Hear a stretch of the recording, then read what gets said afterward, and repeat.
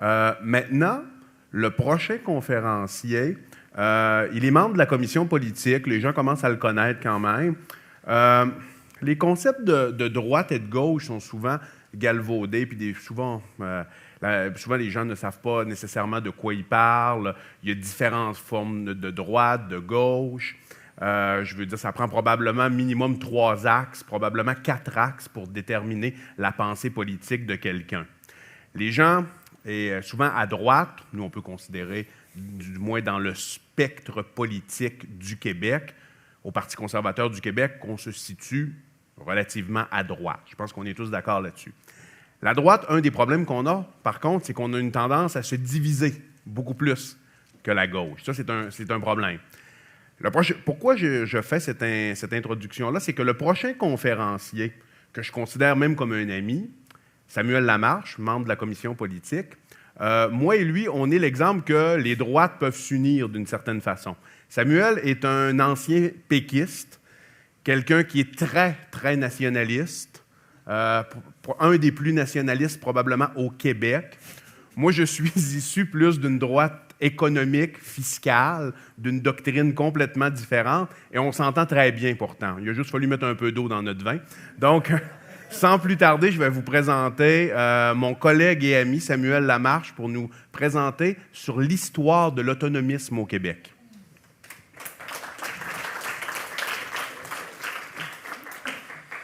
Merci Karim pour la belle présentation et merci à tous d'être encore là à cette heure avec un sujet très important.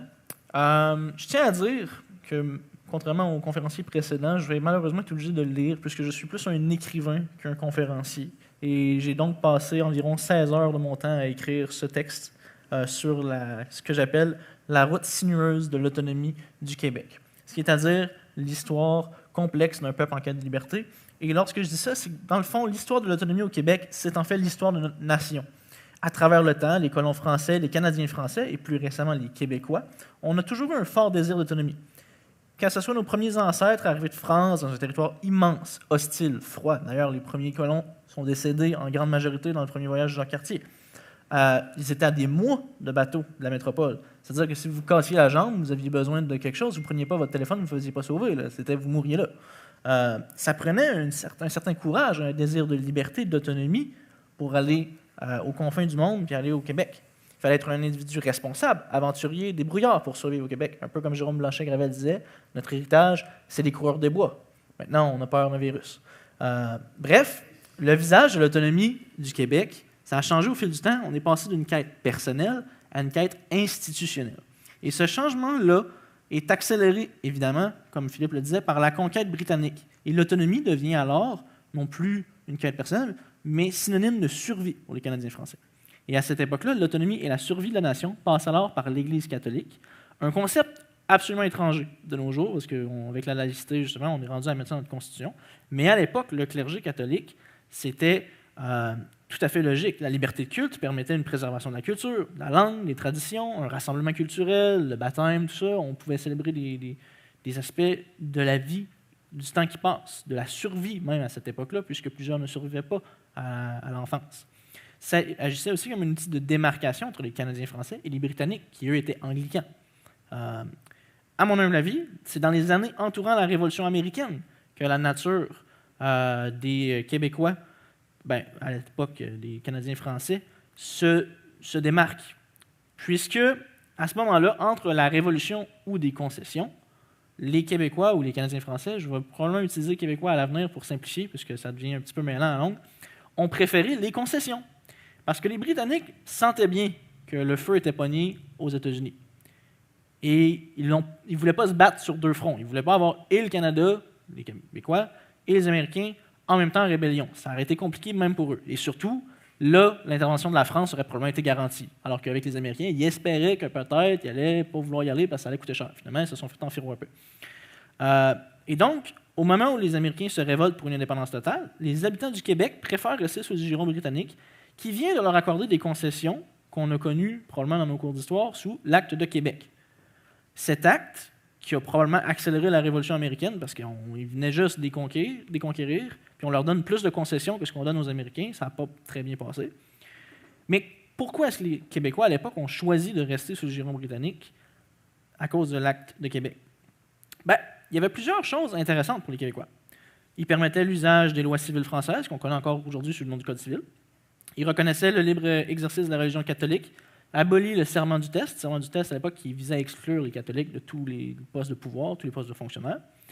Le gros bémol dans tout ça, c'était qu'il n'y avait pas d'absence législative, mais l'appétit n'était pas tant là encore à l'époque. Mais pourquoi est-ce que je parle d'un document signé en 1774 quand je parle d'autonomie du Québec en 2023?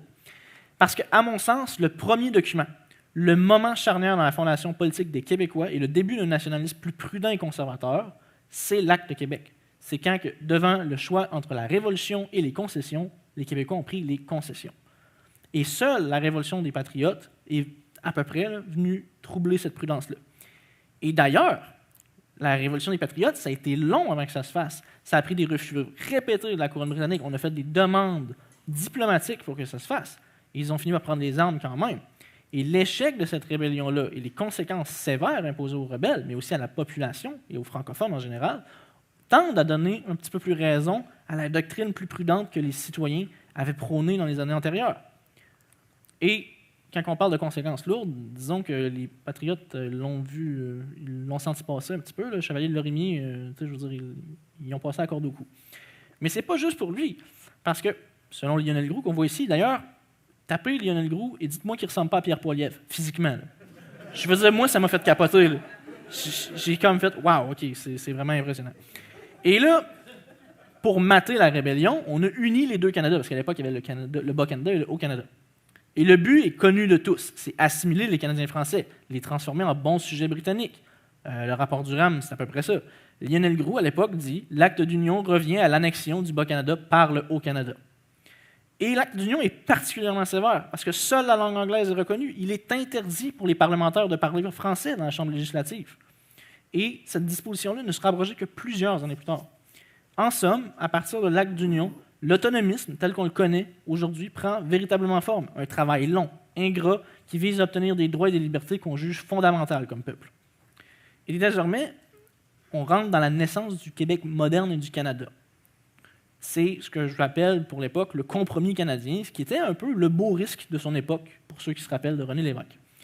L'autonomisme québécois moderne débute au même moment que le Canada moderne.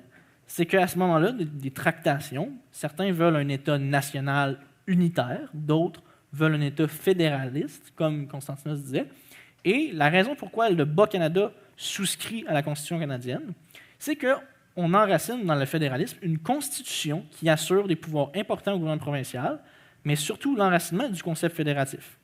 La fondation du Canada est donc perçue par plusieurs leaders nationalistes et autonomistes de l'époque comme un gain considérable, parce qu'elles offraient aux francophones un gouvernement francophone qui avait des pouvoirs non négligeables et des protections constitutionnelles pour la survie du français et de la foi catholique. Encore une fois, à l'époque, l'Église n'était jamais loin.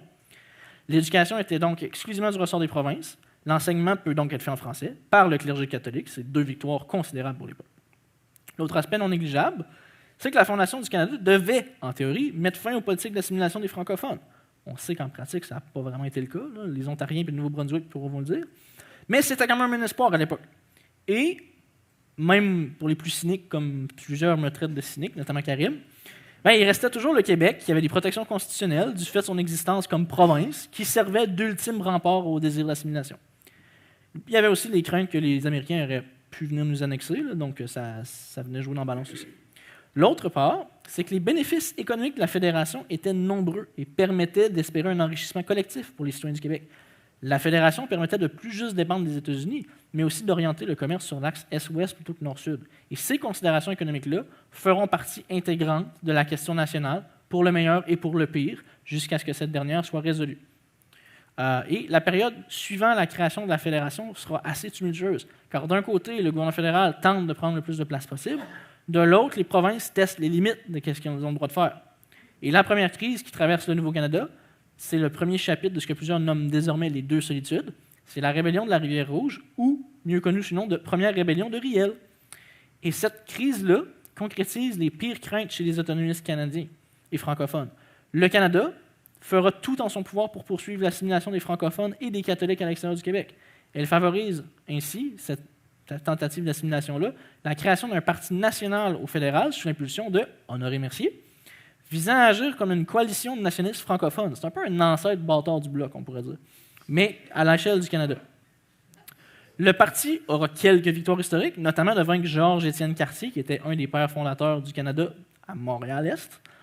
Mais le mouvement s'essouffle et finit par être annexé par le Parti libéral de Wilfrid Laurier. Donc, il y en a plusieurs qui se retournent dans leur tombe en ce moment à une vitesse assez phénoménale. Évidemment, après ça, il y a la pendaison de Riel lors de la deuxième rébellion, qui n'est pas plus un succès que la première. Et si le rêve de Mercier d'un parti national au niveau fédéral s'avère un échec, il a encore le rêve d'un parti national au niveau du Québec. Et la pendaison de Louis Riel lui permet de faire voir le jour à cette coalition, puisque la célèbre déclaration de Johnny MacDonald, Louis Riel sera pendu, même si tous les chiens du Québec aboient en sa faveur, ne lui nuira pas. Et lorsqu'il parle des chiens du Québec, il parle notamment de Mercier, entre autres. Pas des chiens littéraux. Ce dernier, Mercier, débute alors un parcours l'amenant à devenir le premier ministre du Québec et pour plusieurs, le père fondateur de l'autonomisme québécois. Il entre dans un combat contre le fédéral. On le voit d'ailleurs sur la photo que vous voyez sur les écrans. À la première réunion des premiers ministres, une de ses idées pour lutter contre l'expansion du pouvoir fédéral. Il met de l'avant ces conférences-là, fait campagne pour abolir le droit de veto du fédéral, qui à cette époque-là n'est pas que symbolique, désire l'agrandissement du Québec au nord notamment, comme on a reçu plus tard, et stimule la colonisation et l'occupation du territoire pour pouvoir être plus autonome sur notre propre territoire. Il tente aussi d'améliorer le sort des francophones en investissant en éducation, en ouvrant des bibliothèques, des écoles du soir, mais défend en même temps le droit de la minorité linguistique anglophone d'avoir leurs propres écoles. Donc ce combat-là, cette dichotomie-là existe depuis très longtemps. Mercier débute ainsi le long combat du Québec visant à limiter les pouvoirs du gouvernement fédéral, à faire reconnaître le concept d'autonomie et de souveraineté des provinces dans leur champ de compétences et d'écrire une constitution révisée, déjà à cette époque-là, pour assurer cette autonomie. Et pour ses actions et sa défiance envers le régime fédéral, Mercier sera sali et démis de ses fonctions par le lieutenant-gouverneur à la suite d'un rapport sénatorial complètement biaisé. Il s'innocente la même année lors d'un procès contre sa personne à la suite de l'apparition d'un deuxième rapport. Mais le mal est déjà fait, il n'est plus premier ministre. Et donc, on va le voir un peu plus tard aussi, et comme on l'a déjà vu avec Riel, le régime fédéral n'a pas de pitié contre ceux qui s'opposent à l'expansion de ses pouvoirs. Mais l'héritage de Mercier survit, notamment au Parti libéral du Québec, qui domine outrageusement et qui gouverne consécutivement de 1897 à 1936. Imaginez, vous avez le goût d'aller voter pour un conservateur, ça fait littéralement 39 ans que le gars y run. C'est pas le même tout le temps, on s'entend. Là. À gauche, on a Lomer-Gouin, puis à droite, on a Louis-Alexandre Taschereau. Mais les idées de Mercier survivent au Parti libéral. Par exemple, Lomer-Gouin se bat contre les subventions fédérales, combat que Philippe, encore aujourd'hui, existe. Il remet d'ailleurs de l'avant les conférences interprovinciales. C'est lui qui reçoit, après avoir lobbyé le fédéral, le territoire qui aujourd'hui est le Nunavut, ou le Nunavik, je pense. Il continue sur la lancée de Mercier sur les écoles, l'école des hautes études commerciales, l'école d'arpentage, l'école forestière, etc. Il veut accroître les qualifications francophones des francophones dans la main-d'œuvre. Bref, pour Gouin, l'autonomie, ce n'est pas seulement une question de constitution, c'est aussi une question économique et sociale. Son successeur, Taschereau, est dans la même ligne. Mais lui inclut la culture et la science. En plus d'amorcer, c'est lui qui amorce la réflexion sur l'autonomie énergétique via une nationalisation de l'hydroélectricité. Par contre, Taschereau, c'est un peu comme Philippe Couillard de l'époque. Il est nationaliste, mais comme pas tant. Là, il se met à dos Henri Bourassa, qui était à l'époque le rédacteur en chef du Devoir, qui à l'époque était un journal nationaliste. Je sais, ça choque un peu. Et il se met à dos, ironiquement, le petit-fils de Honoré Mercier, qui est aussi le fils de Lomer-Gouin. Ça devient un peu incestueux, mais enfin. Et là, lui, il a vu son grand-père faire, il se dit, ben moi tout, je forme mon parti. Mais lui, son parti, il marche, mais il se fait absorber par les conservateurs de Maurice Duplessis. Là, vous commencez un peu plus à voir comment est-ce que les parallèles se font avec le Québec moderne. Et là, on tombe sur Maurice Duplessis, qui est un autonomiste assumé, mais qui est quand même controversé. Maurice Duplessis, c'est le dernier arrêt dans le voyage autonomiste avant la Révolution tranquille, et c'est aussi un personnage très polarisant. C'est un premier ministre pendant 15 ans, interrompu un petit peu. Il souffre énormément d'être le dernier premier ministre nationaliste pré-Révolution tranquille. Le mythe fondateur du Québec moderne le dépeint comme un paria, un mafieux, et l'artisan de ce que le roman national appelle la grande noirceur. Par contre, Duplessis représente, probablement avec Mercier, le premier ministre qui avait le nationalisme le plus pugnace et combatif. Il passe l'ensemble de ses années au pouvoir à dénoncer les ingérences du fédéral Il utilisera, tout comme Mercier avant lui, l'Ontario pour former un front commun contre les désirs expansionnistes d'Ottawa. Au niveau domestique, il augmente les efforts pour soutenir l'agriculture, pour l'autonomie alimentaire, en fondant notamment le Crédit agricole, fonde le ministère de la Santé en 1936 et rend le Québec indépendant en bonne partie et autonome sur la question des vaccins. Il va toujours se targuer, d'ailleurs, jusqu'à la fin de ses jours, d'avoir réduit la mortalité infantile au Québec, notamment avec ces politiques de la santé publique-là. Il continue les politiques de développement économique de ses prédécesseurs, au grand désespoir de plusieurs de ses députés. Et en 1944, après sa défaite de 1939, sa campagne de 1944 se fait désormais vraiment sur le concept d'autonomie provinciale, mais dans une perspective plus traditionnelle. Protection de la langue, foi catholique, valeurs conservatrices. Et en 1948, pour faire suite à ça, Duplessis lègue au Québec le drapeau fleur-de-lysée, un drapeau magnifique. Un geste symbolique, mais quand même fort. Mais il récidive aussi avec une victoire très concrète et qu'on lui doit énormément pour ça. Il ramène l'impôt provincial sur le revenu en 1954 au Québec. Et ça, c'est notamment parce qu'il s'est allié avec l'Ontario. Et ce n'était pas gagné d'avance.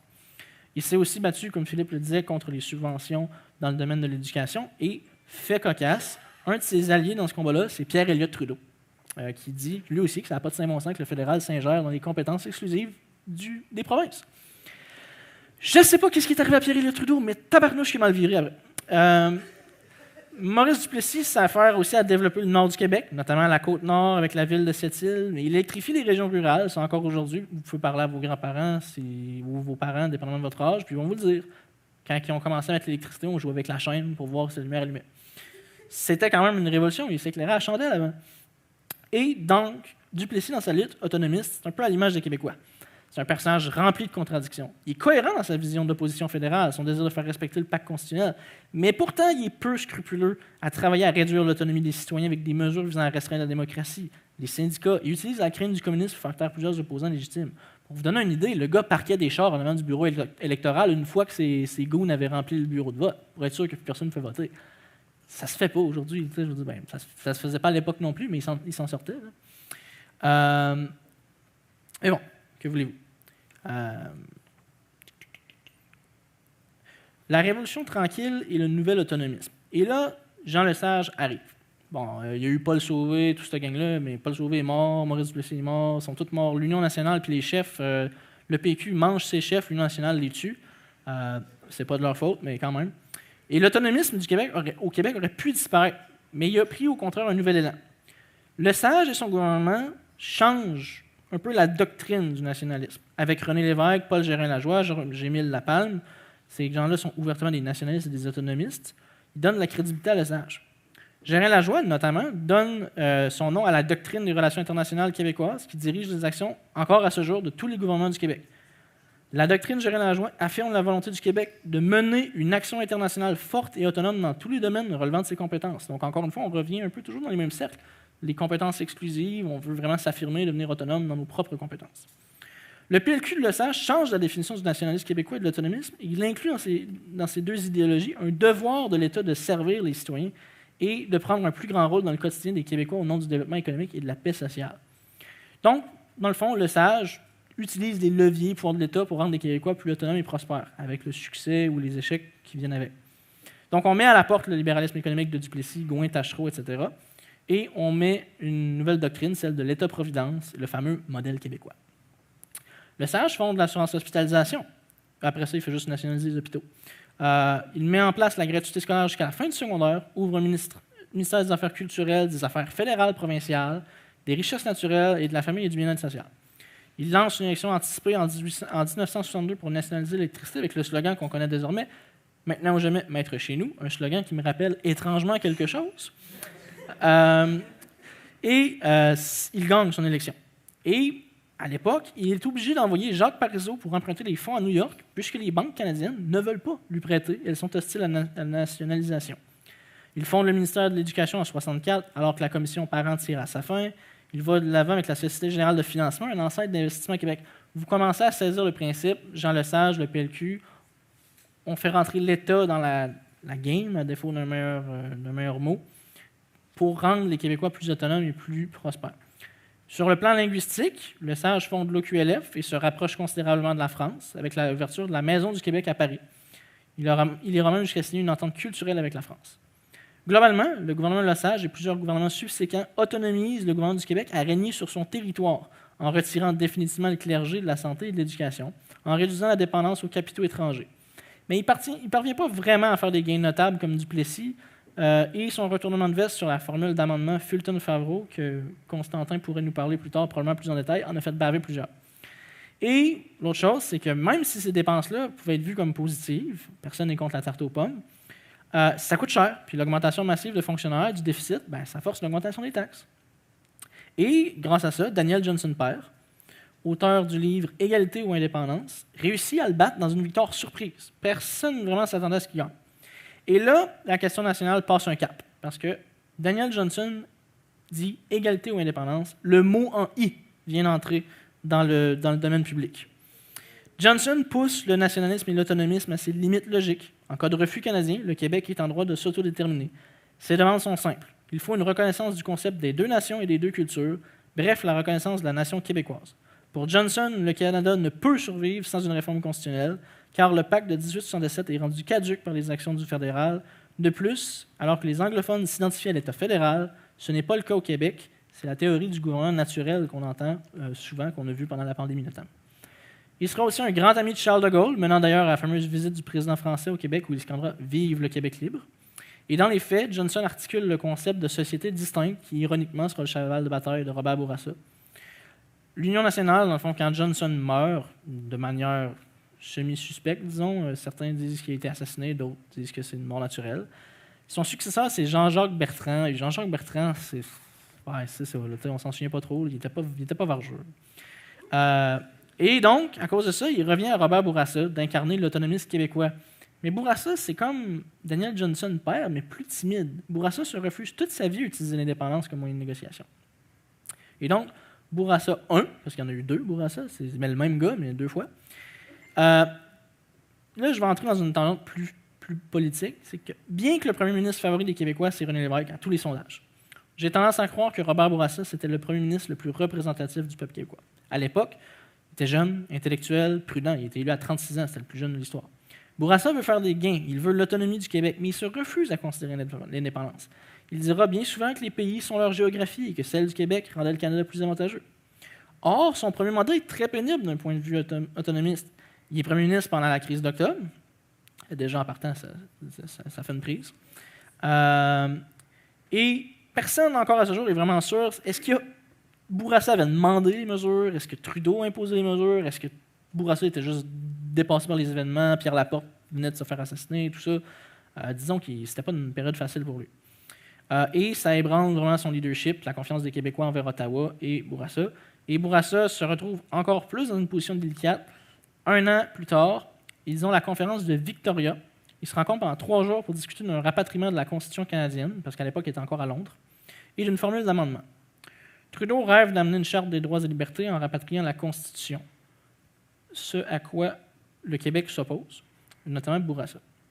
Le problème de Bourassa, et qui a été confirmé par même des historiens qui ne sont pas vraiment favorables à Trudeau, c'est qu'il aurait accepté Bourassa, la formule d'amendement, avant de se rendre à Victoria, et c'est pour ça que Pierre-Éliott Trudeau était aussi confiant que ça. Mais Bourassa, c'était un peu sa vie, il a reviré de bord. Et ce refus-là entraîne des conséquences désastreuses pour le Québec, pour Bourassa. Il va passer le reste de sa carrière politique à tenter en vain de rattraper cette erreur-là. Et en plus, il fait de Pierre-Éliott Trudeau son pire ennemi politique. Il perd complètement son respect, ça rend le reste de son mandat misérable. Trudeau qualifie même Bourassa de mangeur de hot dog. Et je vous donne juste un clip à l'époque, comment les gens percevaient Bourassa. Ça, c'est un clip des Cyniques en 71. Je m'en viens te demander des amendements à la Constitution, OK? 71, c'est la conférence de Victoria. Et il y a toujours chez M. Bourassa le côté ambigu. Hein? Robert, ici. Comme ça, tu t'en viens demander des amendements à la Constitution? Mange de la marde. Ça vous donne une idée du climat à l'époque. Et Bourassa, dans le fond, se ramasse entre l'Ample et l'Écorce. Il n'est pas assez nationaliste pour les francophones, trop nationaliste pour les anglophones. Il est pogné, dans le fond, puis il se ramasse à se faire... il se fait rincer par René Lévesque en 1976. Et là, René Lévesque, c'est l'arrivée vraiment du souverainisme sur la carte du Québec. Et c'est le politicien favori des Québécois, et c'est à mon sens parce qu'il possédait et incarnait quelque chose que le peuple québécois ne possède pas, et ça c'est mon côté ethnomasochiste. L'évêque, c'est un homme courageux, capable de sacrifier ses ambitions personnelles, son confort et sa santé pour ses idéaux. Juste à le voir comment est-ce qu'il fumait, bâtard. Les Québécois, presque systématiquement, feront l'inverse et préféreront la sécurité et le confort à un idéal tel que la liberté ou l'indépendance. Encore aujourd'hui, on en parlait avec Jérôme. En ce sens, René Lévesque devient une figure mythique, un monstre sacré de ce qu'aurait pu être le peuple québécois si ce dernier en avait eu la volonté. Mais Lévesque est loin d'être parfait. Il se laisse convaincre par Claude Morin qu'il faudrait un référendum pour que la souveraineté soit possible. Lévesque tombe dans le fantasme du grand soir, malgré les avertissements de Jacques Parizeau, assez brillant pour se rendre compte que c'est un piège. Pire encore, il reporte le référendum à la fin du mandat sous prétexte qu'il veut démontrer la capacité du PQ d'être un bon gouvernement. Il tombe ainsi dans le piège d'être celui avec le fardeau de la preuve sur toute la ligne. La question n'est plus « est-ce que le Canada convient aux Québécois ?» mais plutôt « est-ce que le projet de souveraineté-association du PQ serait mieux que le Canada ?» Puis encore, j'ai simplifié la question référendaire, elle fait jaune page. Une question à laquelle il est pratiquement impossible de répondre parce qu'elle est spéculative, mais elle ouvre le flanc à une quantité astronomique d'attaques, du chantage des compagnies, des menaces des leaders fédéralistes. Lévesque, à tort, croit que les Québécois seront comme lui, courageux et en mesure de faire le saut vers un inconnu par conviction. Il se trompe, et le Québec paiera très cher de son incompréhension de ce qu'il représente. Mais tout n'est pas mauvais pour Lévesque. Il obtient du fédéral des pouvoirs accrus en immigration avec l'entente Colin-Couture. Il assainit le financement des partis politiques, qui était un héritage notamment de Duplessis. Met en place la loi 101, qui aujourd'hui est vraiment une part de l'identité québécoise. Permet un rapprochement avec la France, reçu comme un chef d'État par le président français. Une rencontre annuelle entre lui et le président est désormais à l'agenda, même si Pierre-Éliott Trudeau est en beau joie le vert. Mais Lévesque lance le premier référendum en 80, malgré qu'il savait qu'il allait se faire péter. C'est vraiment assez évident qu'il allait perdre. Il obtient à peu près le même score qu'il avait obtenu à l'élection, environ 40%. Ce qui veut dire que son bon gouvernement n'a convaincu personne. Et pire encore, cette défaite ouvre la porte à Ottawa de prendre les devants pour une réforme constitutionnelle sans vraiment se soucier d'un Québec désormais castré. Et comme après la rébellion des Patriotes, le régime fédéral se met au travail pour faire payer le prix aux Québécois d'avoir tenté de briser l'ordre établi. La nuit des longs couteaux et son impact, et c'est assez difficile à résumer en très peu de temps, mais Trudeau s'active dès le lendemain. Il sait que le Québec n'a plus le pouvoir politique et donc il veut rapatrier la Constitution. Il dit même qu'il va la rapatrier unilatéralement si les provinces ne veulent pas. Et en plus de ça, Lévesque, qui est tombé dans le panneau, il s'engage dans l'élection à ne pas tenir un autre référendum et à ce que la souveraineté ne soit pas un enjeu. Il a le champ libre complètement. Et il va en profiter. Pendant la nuit des longs couteaux, ils s'entendent sur la Constitution de 82, qu'on n'a toujours pas signée, qui va à l'encontre de la Convention que le Québec possédait un droit de veto, retire des droits linguistiques au Québec et n'inclut aucun droit de retrait avec compensation. Même qu'en raison des lois linguistiques réduites, la loi 101 devient inconstitutionnelle probablement dès la journée où c'est signé. Et Lévesque arrive le lendemain matin devant le fait accompli, détruit, selon plusieurs, il ne sera jamais le même homme. La punition est sévère pour le Québec, perd son droit de veto, perd des pouvoirs linguistiques, Charte des droits et libertés canadienne vient supplanter celle introduite par Robert Bourassa. Et ça vient aussi accroître le pouvoir judiciaire canadien qui est hostile au nationalisme québécois, notamment parce que le multiculturalisme canadien est inscrit dans la Constitution canadienne. L'option souverainiste de Lévesque est donc un échec sur toute la ligne. Il n'a rien gagné, il a juste fait des pertes. Et là, c'est le beau risque qui mène à la perte de René Lévesque et Bourassa 2. Affaibli, humilié, outré, le Québec vote massivement pour le parti de Brian Mulroney. Une bien maigre punition envers les libéraux. Mulroney, chef charismatique et francophile, parle d'intégrer le Québec dans la Constitution dans l'honneur et l'enthousiasme. Lévesque est séduit, parle d'un beau risque. Son parti implose. Jacques Parizeau claque la porte. Lévesque démissionne, laisse le PQ comme un champ de ruines au pauvre Pierre-Marc Johnson, qui se fait ramasser. Bourassa prend la balle au bon, offre une vision claire aux Québécois pour intégrer la Constitution. Aucune signature sans des gains notables, mais pas de référendum pour l'indépendance. Il met donc de l'avant 5 demandes pour signer la Constitution, qui sont encore aujourd'hui les demandes traditionnelles du Québec.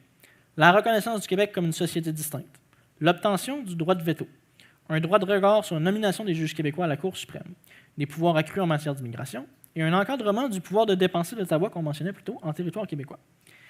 5 demandes qui seront acceptées en 87 lors de l'accord du lac Meach, mais Bourassa et sa délégation offrent une porte de sortie à leur adversaire. Ils accordent 3 ans aux provinces pour adopter l'accord. Qu'est-ce que vous pensez qui arrive? En 88, la Cour suprême invalide la loi 101 à cause des effets de la Constitution de 82 que je parlais plus tôt. Et là, Bourassa se ramasse dans une situation insoluble. Est-ce qu'il met la clause dérogatoire sur la loi 101, sauf ses fesses au Québec, ou il ne met pas la clause dérogatoire sur la loi 101, sauf potentiellement Meach, mais c'est sûr qu'il se fait ramasser aux élections d'après. Mulroney, écoute, il est rendu à genoux. Il supplie Bourassa de ne pas faire ça. Il dit, si tu fais ça, tu tues Meach. Mais Bourassa, de l'autre côté, il n'est pas fou non plus. Il sait qu'il va se faire foutre dehors s'il ne fait pas ça. Fait que Bourassa met la clause dérogatoire. Ça cause une commotion monumentale. 3 députés anglophones du PLQ claquent la porte. Le parti Égalité est fondé. Et la décision cause l'émoi dans le Canada anglais. Et ça coûte définitivement Meach au Québec. Et lors du refus, Bourassa déclare alors sa phrase mythique. « Quoi qu'on dise, quoi qu'on fasse, le Québec est, aujourd'hui et pour toujours, une société libre et capable d'assumer son destin et son développement. » Il fait donc allusion à Daniel Johnson père et laisse flotter pour la première fois qu'il considère l'indépendance. Le PLQ, chauffé au vif, adopte même une résolution, pas une révolution quand même, qu'en cas d'échec lors d'une nouvelle ronde de négociations, qu'un référendum sur la souveraineté doive avoir lieu. Le PLQ, là, on rit pas. Là. Résolution qui est ensuite appuyée par le rapport Bélanger-Campeau. Le Québec est en furie, pour être poli, puis pour pas sacrer. Mais Bourassa est affaibli par un cancer de la peau qu'il cache au public. Il tente un dernier effort avec les accords de Charlottetown, une version diluée de Meach, qui satisfait personne, un peu comme son premier mandat avec ses mesures nationalistes. Défait par référendum au niveau canadien et québécois. Mario Dumont, plusieurs de la jeunesse du PLQ voient que Bourassa est plus capable d'appuyer sur la gâchette, quitte le parti, fonde plus tard l'ADQ, mettre en serre en quelque sorte. Et si je ne me trompe pas, Éric était là-dedans aussi. Et là, c'est Jacques Parizeau, mon préféré. Devant les refus répétés du Canada malgré les négociations de bonne foi du Québec, la population reste quand même très divisée. Parizeau remporte 77 sièges sur 125 avec 44,75 %. Vous allez me dire, mais c'est pas divisé pantoute, ça, Sam. Mais non, parce que dans ce temps-là, il était juste 2. Là, on est rendu 5. Fait que là, le PLQ ramasse 44,4 % du vote, mais juste 47 sièges. Fait qu'on voit que ça date pas d'hier, que le système électoral est un peu de la merde. L'ADQ obtient 6,46 puis un siège, c'est Mario Dumont à Rivière-du-Loup. Le Québec est divisé, mais se dirige vers sa destinée. Il tiendra un référendum sur l'indépendance. Et malgré une union avec le Bloc québécois de Lucien Bouchard, qui est pratiquement miraculeux à l'époque, là, il sort de la maladie mangeuse de chair à l'époque. Lucien Bouchard, Mario Dumont, qu'on voit là, et Jacques Parizeau. Le référendum se solde par un échec extrêmement serré, mais le régime canadien va quand même punir. À l'instar de la période post-référendaire de 82, le Canada se met au travail pour verrouiller le Québec et mettre la province au pas. Chrétien met en place le programme des commandites, qu'on connaît maintenant comme étant le scandale des commandites.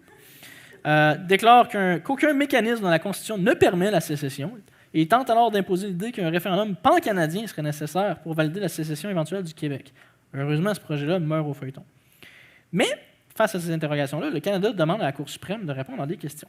Est-ce que l'Assemblée nationale peut, en vertu de la Constitution, procéder unilatéralement à la sécession? Et lequel du droit interne ou du droit international aurait préséance au Canada dans l'éventualité d'un conflit? Et la Cour suprême répond. Le Canada, à la suite d'une question claire et d'un résultat positif clair, un référendum a l'obligation de négocier de bonne foi. Le Québec ne peut se prévaloir du droit des peuples à l'autodétermination, n'étant pas considéré par la Cour comme un peuple colonisé ou opprimé. C'est discutable, hein, on s'entend, la colonisation, bref. Et la question de la partition du territoire devient négociable. Et là, ça, c'est le bout que les gens n'aiment pas. Et là, Stéphane Dion, à cause de ça, met la loi sur la clarté référendaire. Il dit que ça prend une majorité claire, une question claire que la Chambre des communes devrait voter. Le Québec répond que la loi 99. Bref, les deux lois sont techniquement actives devant les tribunaux. Et dans les faits, le renvoi sur la session semble forcer le Québec à deux choses. Soit on utilise un référendum pour espérer l'indépendance et négocier avant de quitter, ou avoir un support international massif en cas de déclaration unilatérale. Dans les deux cas, la mission semble pratiquement impossible. Le Canada s'est donné comme mission que le référendum de 1995 soit le dernier. Il ne s'en cache pas. Ce n'est pas non plus un hasard que l'immigration massive soit mise en place au Québec après l'arrivée de Jean Charest et que les partis centralisateurs à Ottawa, comme le PLC, prônent des chiffres toujours plus hauts. Ils savent très bien que moins le Québec est francophone, plus il est favorable à l'État fédéral et moins il désire des nouveaux pouvoirs. On revient encore à l'idée, les anglophones, donc le Canada anglais, s'identifient au régime fédéral, les Québécois francophones s'identifient à l'État québécois. Et donc, ça m'amène à ma conclusion un peu maintenant. Le résumé historique est évidemment imparfait et incomplet. Je ne suis point historien et il souffre aussi du fait que je n'étais pas vivant pour la moitié de ces événements-là et même plus. Et moi aussi, l'offre politique, on s'entend. Vous avez eu Bourassa, Lévesque, Daniel Johnson. Moi, j'ai eu ça. Là, je veux dire. Comment forcez-vous un peu, là, vierge? L'autonomisme québécois, depuis que je suis la politique, c'est-à-dire depuis les années 2010, c'est très stérile. Charest, c'est la corruption, une absence de volonté politique sur le plan de l'autonomisme. On parle de déséquilibre fiscal, dénonce le retrait du protocole de Kyoto. Des affaires qui tout le monde s'en fout. Là. Le mini-gouvernement de Pauline Marois, c'est un peu différent. Son passage est court, mais tu vois qu'on ressente l'autonomisme. Les combats avec le fédéral sont mis de côté. On cherche plutôt à asseoir une autonomie sur le plan linguistique, culturel, à l'intérieur du territoire du Québec. La charte de la laïcité, tant que moi, c'est le meilleur exemple. Ironiquement, Philippe Couillard, qu'on ne voit pas sur cette photo-là, ce qui n'est pas une grosse perte, gagne son élection en utilisant le spectre de la séparation pour être élu, alors que Pauline Marois, c'était probablement la chef du Parti québécois la moins dangereuse de l'histoire sur le point de vue de la séparation. Et il va être d'ailleurs, de mon vivant, le premier ministre le moins autonomiste et le plus fédéraliste que j'ai pu voir. Il refuse toute discussion sur la laïcité, accuse les partis d'opposition de souffler sur les braises de l'intolérance dès qu'ils abordent des sujets sociaux et perd largement la connexion avec l'électorat francophone, des connexions qui étaient encore présentes à ce jour. Fait intéressant, que plusieurs ne connaissent pas, Couillard a tenté une ouverture de la Constitution de la manière la plus molle possible et il s'est fait écraser comme une mouche. Il a envoyé un document qu'il a écrit avec, probablement pas lui tout seul, mais il a écrit ça avec d'autres mondes, de 200 quelques pages, sur que la vision de la Constitution québécoise, notre façon d'être québécois, c'est canadien, etc. Trudeau a même pas lu le document et il a dit que ça ne nous intéresse pas. Genre, tu peux pas faire plus fin de non-recevoir que ça. Le gars l'a même pas lu. Et Legault, lui, avait promis des gros gains à Ottawa. Et depuis son ascension au pouvoir, il n'a rien obtenu. En santé, les transferts sont pareils. L'immigration, même affaire. Les garderies, fuck all. L'éducation, on est encore avec les mêmes affaires. La liste est longue et j'en arrive donc à mes conclusions personnelles. Le Québec est une nation insécure, remplie de contradictions. Alors que les Québécois votaient pour René Lévesque, ils votaient pour Trudeau au fédéral. Alors qu'ils appuient massivement la laïcité, ils votent pour un premier ministre qui ne se cache pas de vouloir l'abroger via les tribunaux. Dans pratiquement tous les sondages, près du 2/3 des Québécois disent vouloir plus d'autonomie et même obtenir tous les pouvoirs d'un pays. Mais lorsqu'on leur demande « Désirez-vous être indépendant ?», seulement 35% sont favorables. Les Québécois sont donc une nation de gens ayant besoin d'être rassurés, très inquiets de leur prospérité économique et des conséquences d'être indépendants. L'idée de pouvoir blâmer un autre gouvernement pour leurs échecs et leur pauvreté est un facteur rassurant pour eux. L'autre aspect, c'est que le Québec est divisé sur le plan linguistique. La majorité des francophones ont voté oui en 1995, 61% en fait. Ce qui fait que l'anglicisation via l'immigration massive agit comme un véritable verrou politique sur le plan de la question nationale. Tant et aussi longtemps que le dialogue entre anglophones et francophones ne sera pas établi, la situation est insoluble. Finalement, lorsqu'on regarde l'historique de l'autonomisme au Québec, on réalise que les mouvements révolutionnaires, entre guillemets, ou indépendantistes ont réalisé peu de gains concrets lorsqu'on les compare aux conséquences qui ont suivi leur échec. Les patriotes ont amené un système politique qui visait l'assimilation des francophones et leur exil a décapité l'élite francophone pour des décennies. Le gouvernement Lévesque, malgré ses gains sur l'immigration, se retrouve avec une constitution, une charte des droits enfoncée dans la gorge. Parizeau se retrouve avec l'héritage de la loi sur la clarté et la clarification que le Québec doit passer par un référendum et des négociations pour espérer quitter.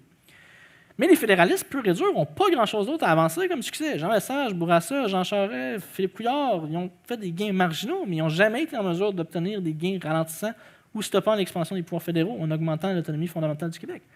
Pourquoi céder lors de la négociation lorsqu'on sait pertinemment que notre interlocuteur se satisfait du statu quo?